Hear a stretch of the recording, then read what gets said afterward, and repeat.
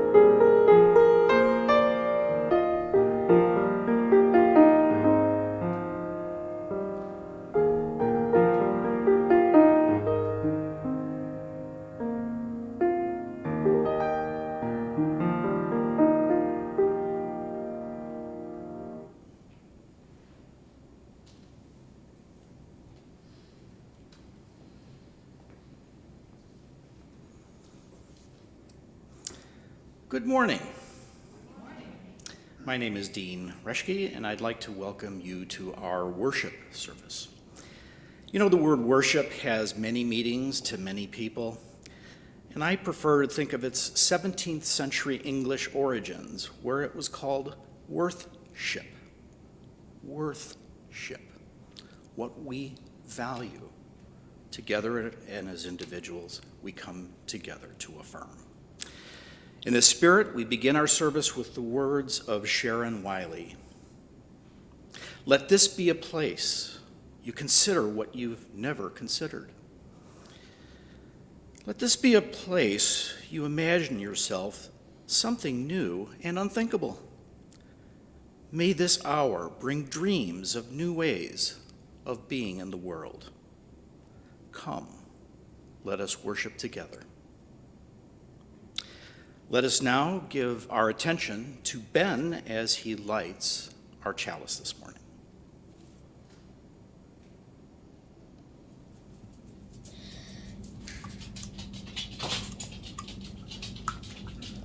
We light our chalice this morning for the inherent worth and dignity of every person.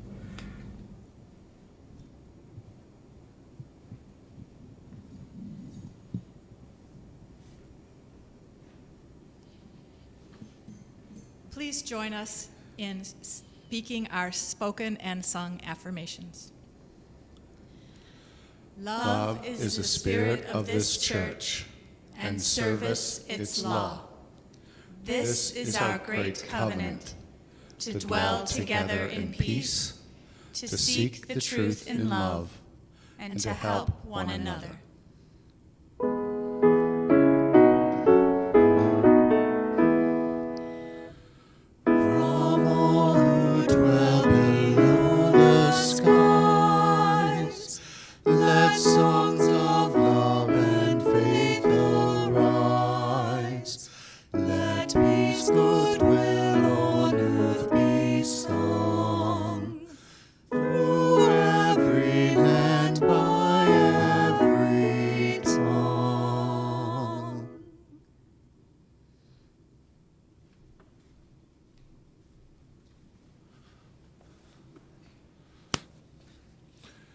It is time to gather. Our theme this month is imagination. And today in religious education classes, we're talking about imagining a new you. My story today is The Dot by Peter Reynolds. Art class was over, but Vashti sat glued to her chair. Her paper was empty. Vashti's teacher leaned over the blank paper. "Ah, a polar bear in a snowstorm," she said. "Very funny," said Vashti. "I just can't draw." Her teacher smiled. "Just make a mark and see where it takes you." And Vashti grabbed a marker and gave the paper a good strong jab. "There." Her teacher picked up the paper and studied it carefully. And she pushed the paper towards Vashti and quietly said, "Now sign it." Vashti thought for a moment. "Well, maybe I can't draw, but I can sign my name." The next week, when Vashti walked into art class, she was surprised to see what was hanging above her teacher's desk. It was the little dot she had drawn, her dot, all framed in swirly gold. I can do a better dot than that." And she opened her never-before-used set of watercolors and set to work. And Vashti painted and painted a red dot, a purple dot, a yellow dot, a blue dot. The blue mixed with the yellow, and she discovered she could make a green dot. Vashti kept experimenting, lots of little dots in many colors. Well, if I can make little dots, I can make big dots too. And Vashti splashed her colors with a bigger brush on bigger paper to make bigger dots. Vashti even made a dot by not painting a dot. At the school art show a few weeks later, Vashti's many dots made quite a splash. And Vashti noticed a little boy gazing up at her. "You're a really great artist. I wish I could draw," he said. "I bet you can," said Vashti. "Me? No, not me. I can't draw a straight line with a ruler." And Vashti smiled, and she handed the boy a blank sheet of paper. "Show me." And the boy's pencil shook as he drew his line. And Vashti stared at the boy's squiggle. And then she said, "Sign it."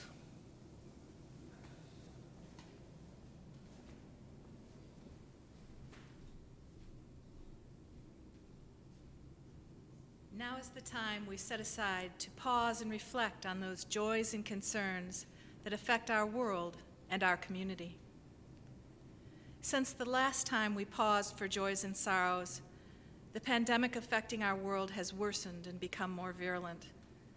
The Capitol building of our nation has been invaded and defended. We have lived through a holiday season unlike any in living memory, with both gatherings of family and friends and other seasonal traditions missing or drastically altered, both in our faith community and in our personal lives.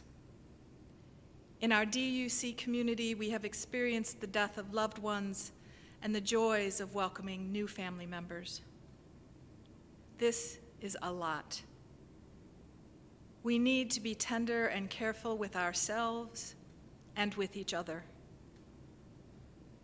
We now pause to reflect and breathe, reassured that we are not alone, that we have our DUC community to walk beside us in these uncertain times.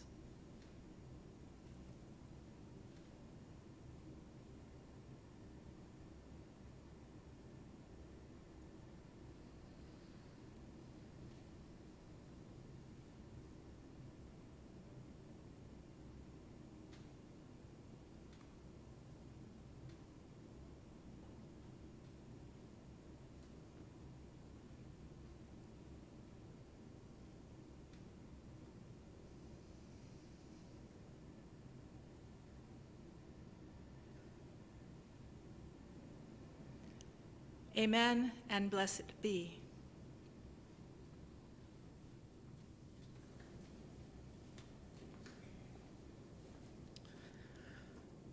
I'd like to share with you a story called The Secret to Success. Now, I don't know the origins of the story. There may be many, but it was told to me by John Weekland. Once upon a time, there was a young man of 20 living in a village in a far-off land. He was bursting with energy because he wanted to strike out and be successful in the world. His excitement quickly turned, though, to melancholy because he had not the first clue how to be successful.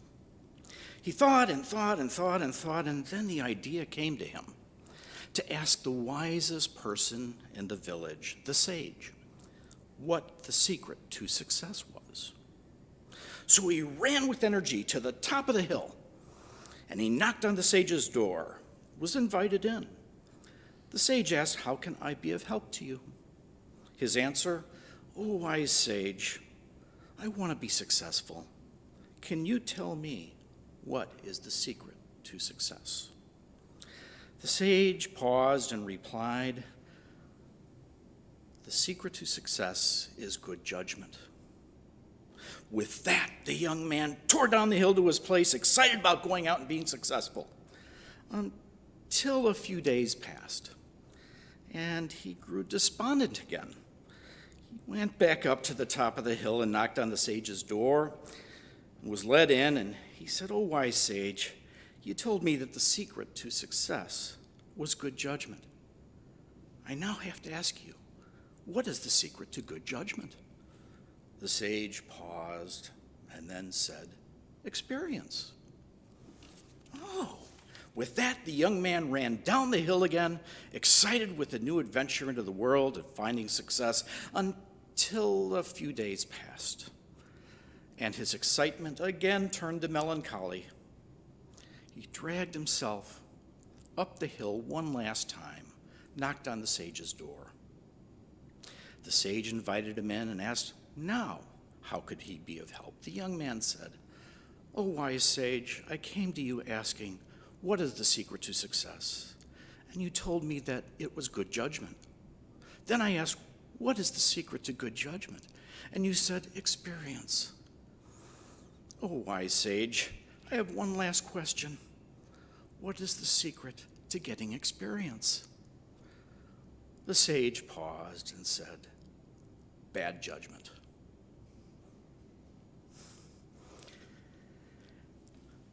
Now let us join together in singing I Know the Rose Will Open. We're going to sing it through 3 times together.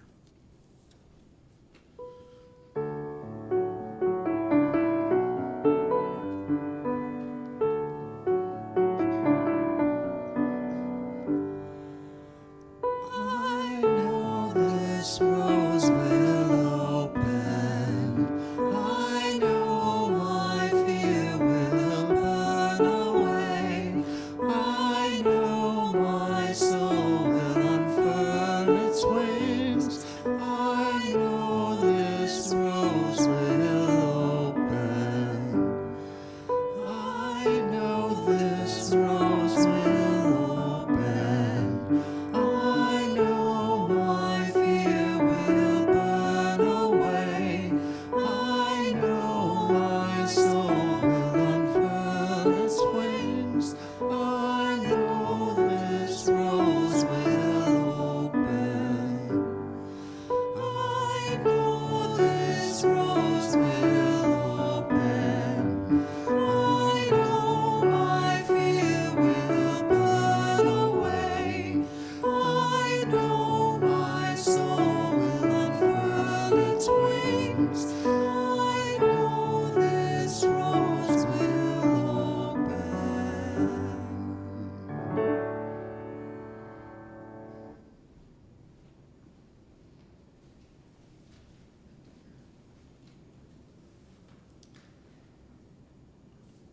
I should like to read to you now The Zebra Question by Shel Silverstein. I asked the zebra, are you black with white stripes or are you white with black stripes?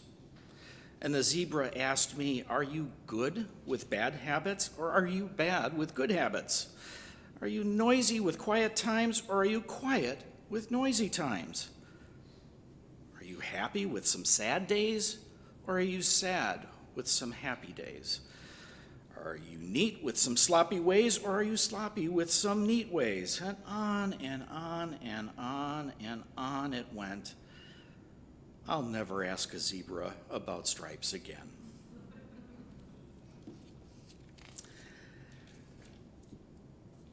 Why are we members of this community? I think it is to become better people, to better connect each of us with our values and connect our values with our deeds. It is to affirm each other, even with, or maybe especially with, all of our differences. It is to have fun together and share the joys and sorrows of our lives. And it is to try to create a world that is better for all. That's a lot. And it takes our support to create and recreate what we do here on a continuing basis. So as we give our generous gifts in the offertory this morning, let us imagine a world where our values and our principles were in abundance everywhere, and what a wonderful world it would be.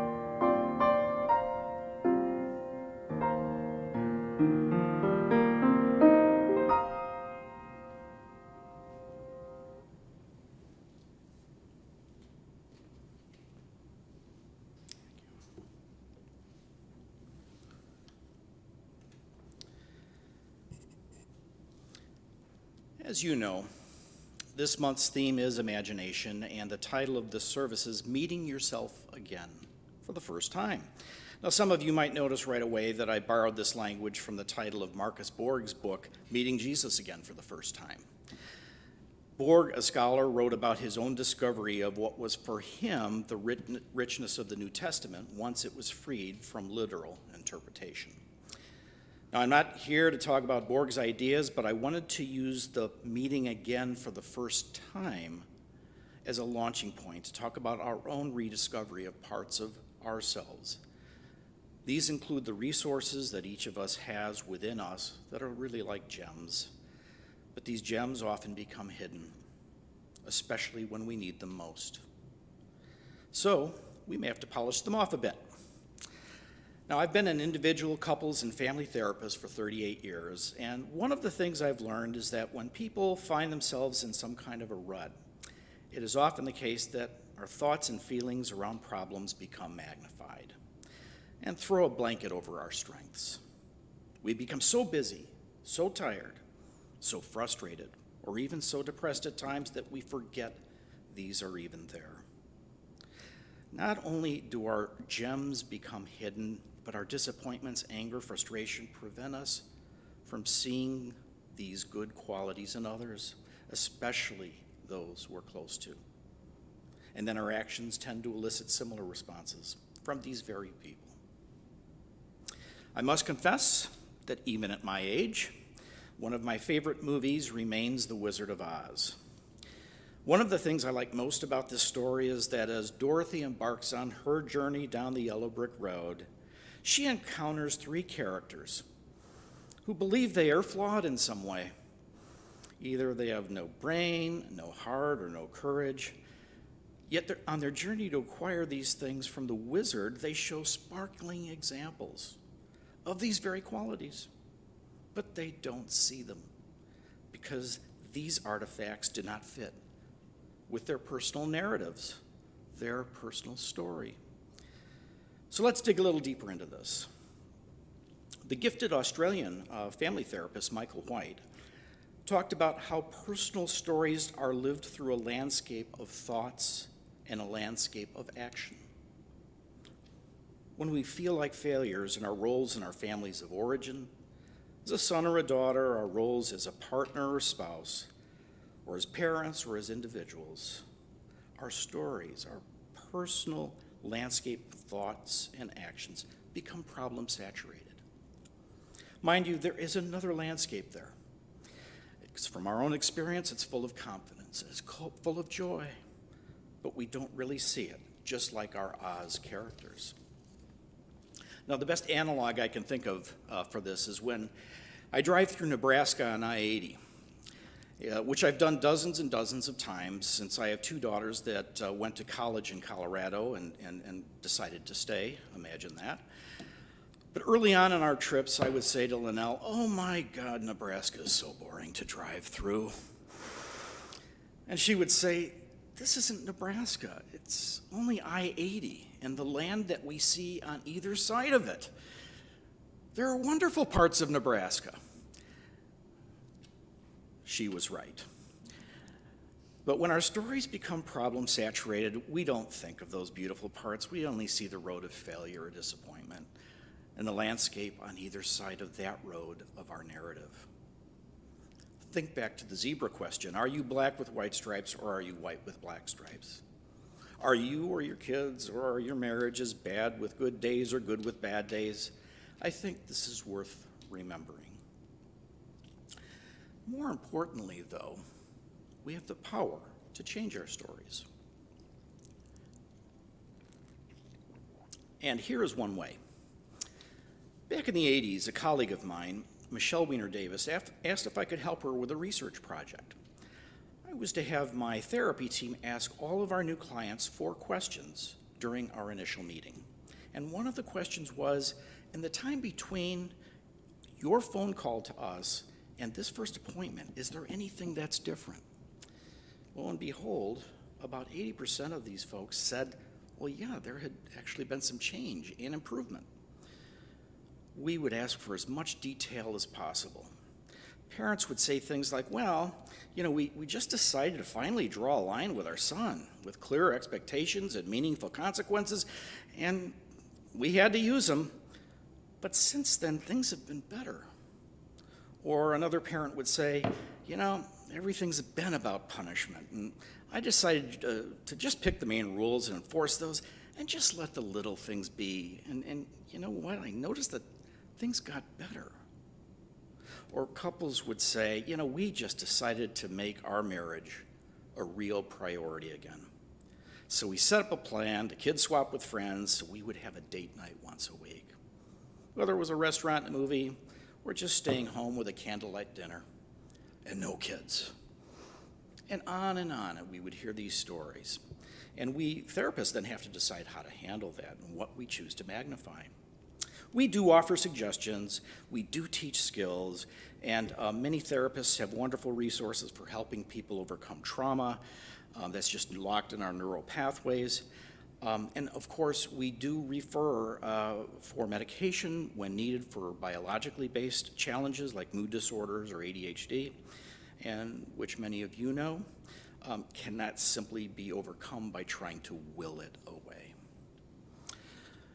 But I'd say that one of the many tasks that therapists have is to help other people find their own strengths and resources. And I know that they're there, but I also know that there's things you can do on your own to do the same thing. So let me share with you a few ways to use your own imagination. First, if you're feeling a bit stuck in a problem, I might suggest that you take an exit off I-80 and ask yourself the following. When is this problem not happening? And what are you doing then? Or, what was happening before we had this problem? And what were we doing then that was different? That's a pretty interesting set of questions because a lot of the times you will find clues there to what you can do. I can give you an example from my work. A large number of families that I've seen through the years have been parents bringing their kids in because he or she won't listen. And of course, I've had a few spouses do that too. But whether 6 or 16, I usually see the child first and I ask why they think they're here. And they often spell out all the bad things they've done at home or school. I say that, this seems to be a problem for other people. Is it a problem for them? They think. Someone's asking me what I think, which is different. Well, I get to tensions and I do get grounded and I don't like that. Okay. I ask, are there times or days that you don't get into trouble? And they say, well, yeah, like 3, 4, maybe 5 days a week. I ask, well, what are you doing on those days to not get into trouble? No one has ever asked them that. They think, and they come up with something about not wanting to get grounded. Genuinely impressed, I ask further questions about how they decide this, if others notice, and if they want to build on this. And most of the time they do. Exceptions are there. Competence and success are usually there. And in the end, you catch more bees with honey than vinegar. So to their parents, I ask them to try noticing times when their child is showing competence, to catch them being good. Remember the zebra question. Is a zebra black with white stripes or white with black stripes? Is your child bad with good days or good with bad days? Now, as parents, meeting ourselves again for the first time might mean also getting in touch with that part of you that was once a child or a teen or a young adult when you wanted to do things yourself, make your own decisions. Lest we become helicopter parents, or one of my favorite terms, snowplow parents, where you want to plow a path to make everything easier.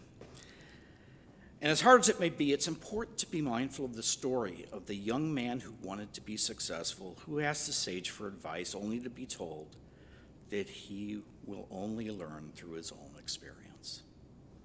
And giving kids the space to make choices within some boundaries and experience the consequences, good and bad, builds that part of them that has the competence and confidence that they will need to be self-assured adults.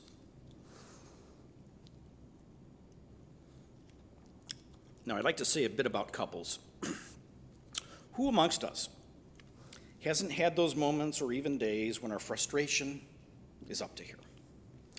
Anyone who hasn't, please stand up and shout right now. That's what I thought.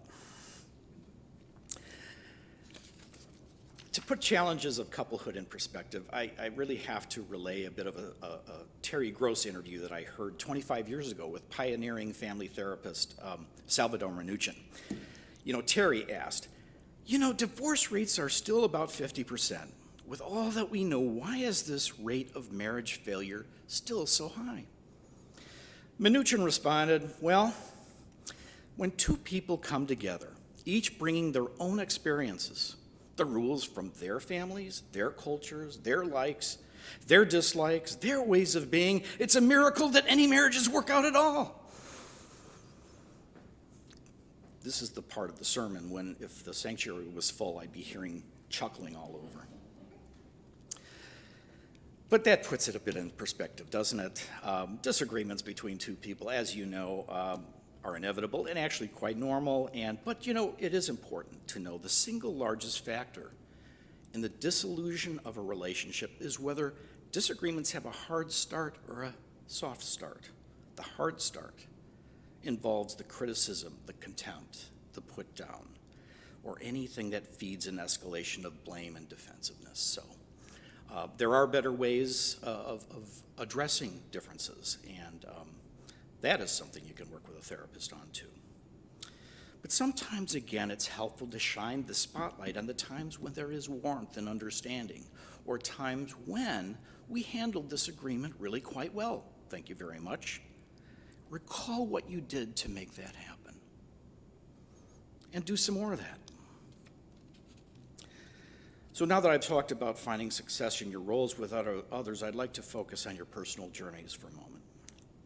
Here, too, we can jump off of I-80, but this time, I'd invite you to use your imagination of the future.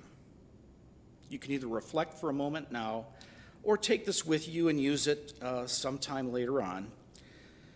If you have a problem that is causing you distress or something that's keeping you up at night, find a quiet and comfortable place and ask yourself the following question. If a miracle happened tonight and your problem was solved or was well on its way to being solved, what would you be doing differently tomorrow? What would you be doing differently? It could be small. Depending on the issue, it could be as simple as getting up early, making your bed, taking walks, doing something for you, making that phone call that you've really been putting off that you really need to make. What would you be doing differently if that problem was solved?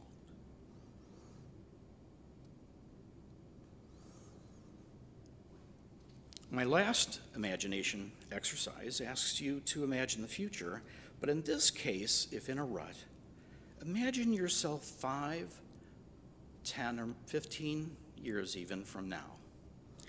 And your mind is sound, but you're a wiser version of yourself.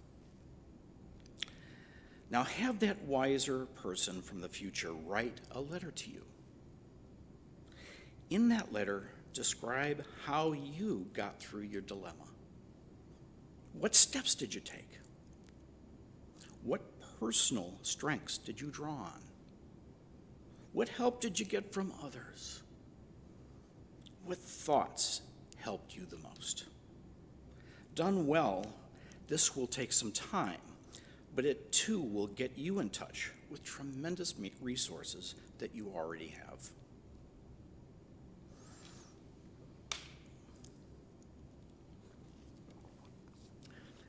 Now, with all three of these imagination exercises, looking for exceptions, identifying what you would do if a miracle happened and the problem were solved, or having your future self give you some guidance, the answer to these questions will offer you clues about what you can do in the here and now.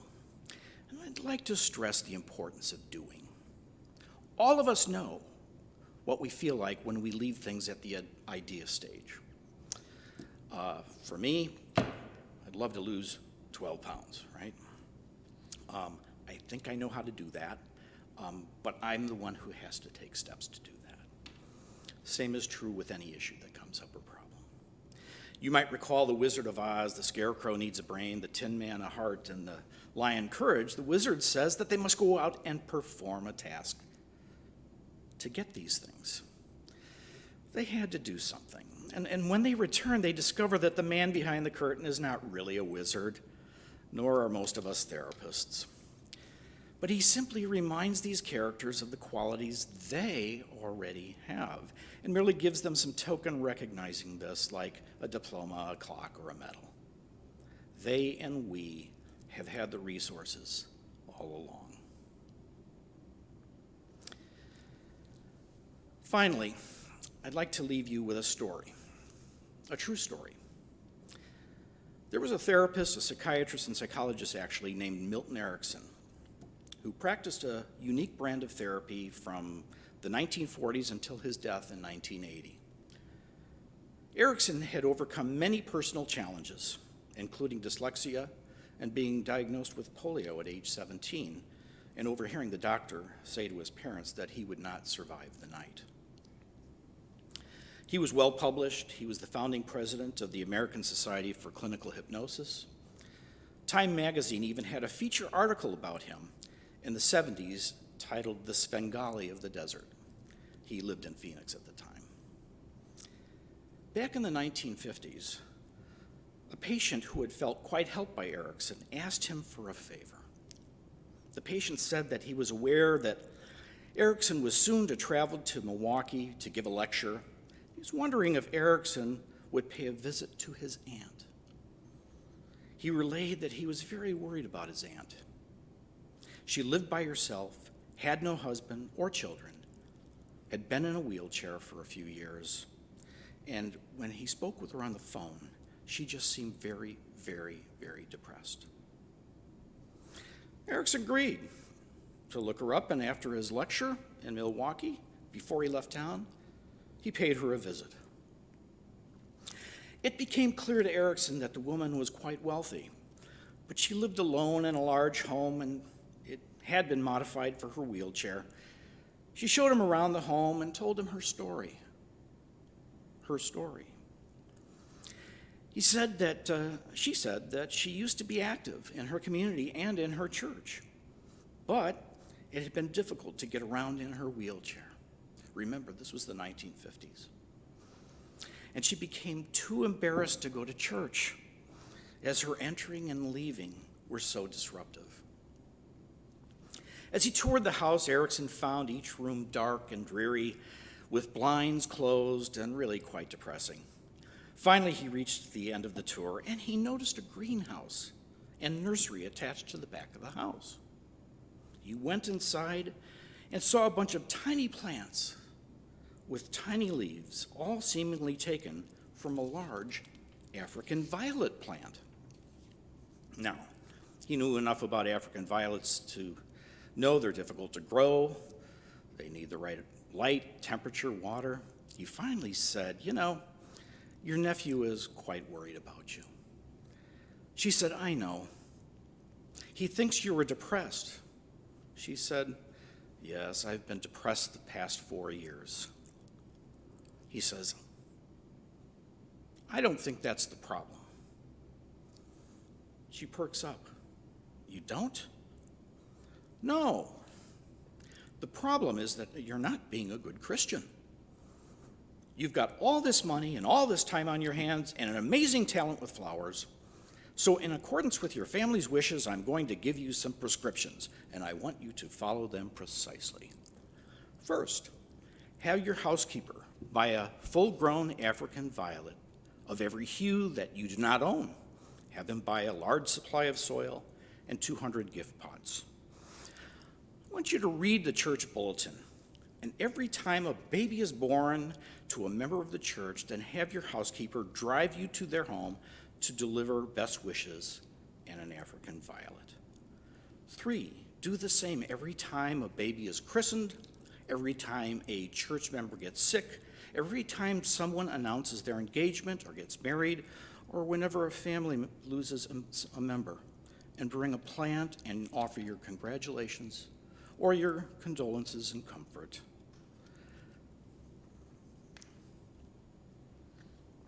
Erickson then left and never saw the woman again.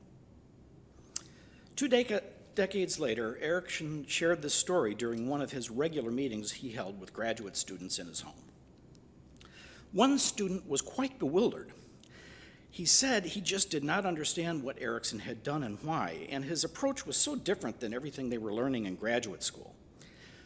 Erickson muttered something about seeing in this woman's story and home, room after room, nothing but darkness, with the exception of one spark of life he saw in the greenhouse. And he thought it wiser to grow the flower than toil in the weeds. He then asked one of his students to retrieve a scrapbook from the top shelf of his bookcase.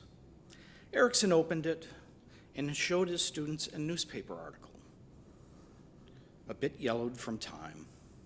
It was from the Milwaukee Sentinel, and the headline read, "African Violet Queen of Milwaukee dies, thousands mourn." You see, she did what she was asked for 10 years before her passing. Her church was not big enough to accommodate all those who wanted to attend her service.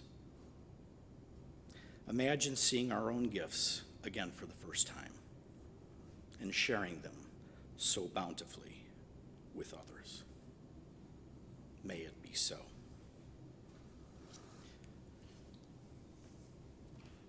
Please join in singing together, "Let All the Beauty We Have Known."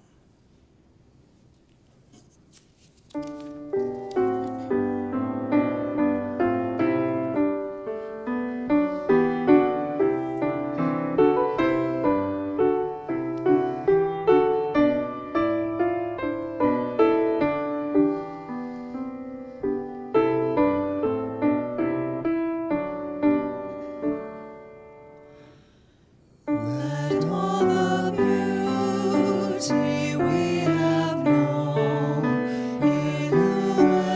illuminate our hearts and minds. Rejoice in wonders daily shown, in faith and joy and love that binds.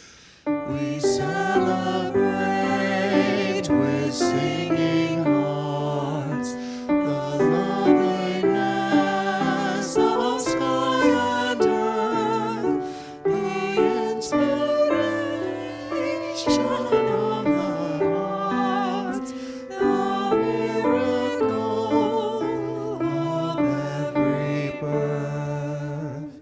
Life's music and its poetry surround and bless us through our days. For these we sing in harmony, together giving thanks and praise.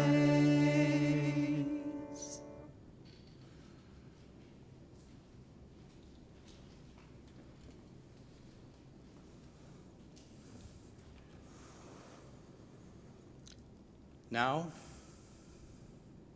it is time to extinguish our flame. As you leave this time of gathering, may you feel true gratitude for rediscovering those gifts that you have, that you have always had. May you find gifts in others because they too have their own goodness and gifts that just may be hiding. And in each of your personal stories, may you find the bloom of your own African violet so that you can grow it, nurture it, and share it freely with others.